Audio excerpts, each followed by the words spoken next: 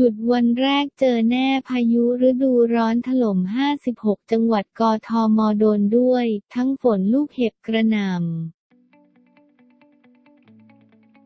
กรมอุตุนิยมวิทยาประกาศพายุฤดูร้อนบริเวณประเทศไทยตอนบนมีผลกระทบจนถึงวันที่ 7 เมษายน 2561 ฉบับที่ 13 ลงวันที่ 6 เมษายน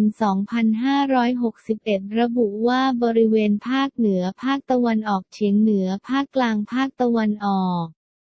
รวมทั้งกรุงเทพมหานครและปริมณฑลจะมีพายุฤดูร้อนเกิดขึ้นโดยมีลักษณะของพายุฝนฟ้าคะนองลมกระโชกแรงฟ้าผ่ากับมีลูกเห็บตกและมีฝนตกหนักบางพื้นที่ส่วนในวันที่ 7 เมษายน 2561 ภาคตะวันออกเฉียงเหนือและภาคตะวันออกจะมีฝนลดลงส่วนด้านตะวันตกของภาคเหนือและภาคกลางรวมทั้งกรุงเทพมหานครและปริมณฑลยังคงมีฝนฟ้าคะนองได้ต่อเนื่องสำหรับภาคใต้ตอนบนมีฝนฟ้าคะนองเพิ่มมากขึ้นจึงขอให้ประชาชนระวังอันตรายจากพายุฝนฟ้าคะนองลมกระโชกแรงฟ้าผ่าและลูกเห็บตกที่จะเกิดขึ้นโดยหลีกเลี่ยงการอยู่ในที่โล่งแจ้งใต้ต้นไม้ใหญ่และป้ายโฆษณาที่ไม่แข็งแรง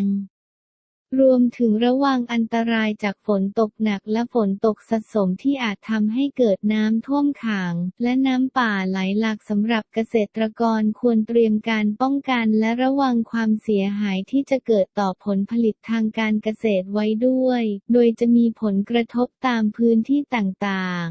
ๆดังนี้วันที่ 6 เมษายน 2561 ภาคเหนือจังหวัดแม่ฮ่องสอนเชียงใหม่เชียงรายพะเยาแพร่น่านลำพูนลำปางตากสุโขทัยอุตรดิตถ์พิษณุโลกกำแพงเพชรพิจิตรและเพชรบูรณ์ภาคตะวันออกเฉียงเหนือจังหวัดเลยหนองบัวลำพูหนองคายอุดรธานีบึงกาฬสกลนครนครพนมมุกดาหารขอนแก่นมหาสารคามกาฬสินธุ์101ชัยภูมินครราชสีมาบุรีรัมย์สุรินทร์ศรีสะเกษยโสธรอำนาจเจริญและอุบลราชธานี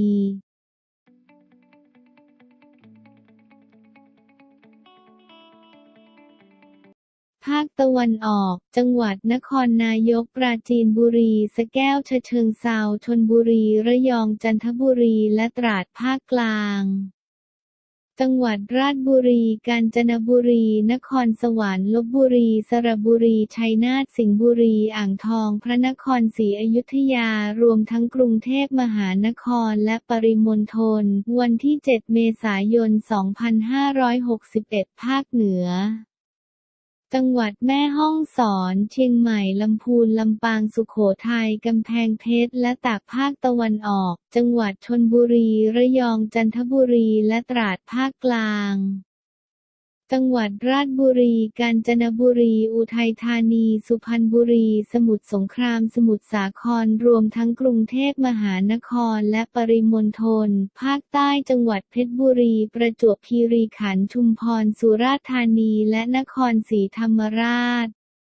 ทั้งนี้เนื่องจากบริเวณความกดอากาศสูงกำลังค่อนข้างแรงจากประเทศจีนได้แผ่ลงมาปกคลุมถึงประเทศลาวและเวียดนามตอนบนแล้วคาดว่าจะแผ่ลงมาปกคลุมภาคตะวันออกเฉียงเหนือและภาคเหนือในวันนี้ 6 เมษายน 2561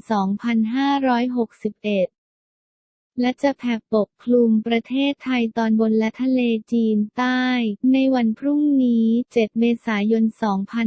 2561 ทำให้บริเวณประเทศไทยตอนบนจะมีพายุฤดูร้อนเกิดขึ้นโดยมีลักษณะของพายุฝนฟ้าคะนองลมกระโชกแรงฟ้าผ่ากับมีลูกเห็บตกบางพื้นที่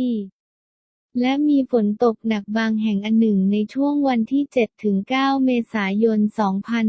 2561 ลมตะวันออกที่พัดปกคลุมอ่าวไทยและภาคใต้จะมีกำลังแรงขึ้นทำให้ภาคใต้มีฝนเพิ่มขึ้นและมีฝนตกหนักบางพื้นที่ ส่วนคลื่นลมบริเวณอ่าวไทยและทะเลอันดามันมีกำลังแรง โดยมีคลื่นสูง 2-3 เมตรขอให้ชาวเรือบริเวณอ่าวไทยและอันดามันเดินเรือด้วยความระมัดระวัง และเรือเล็กบริเวณอ่าวไทยควรงดออกจากฝั่งไว้ด้วย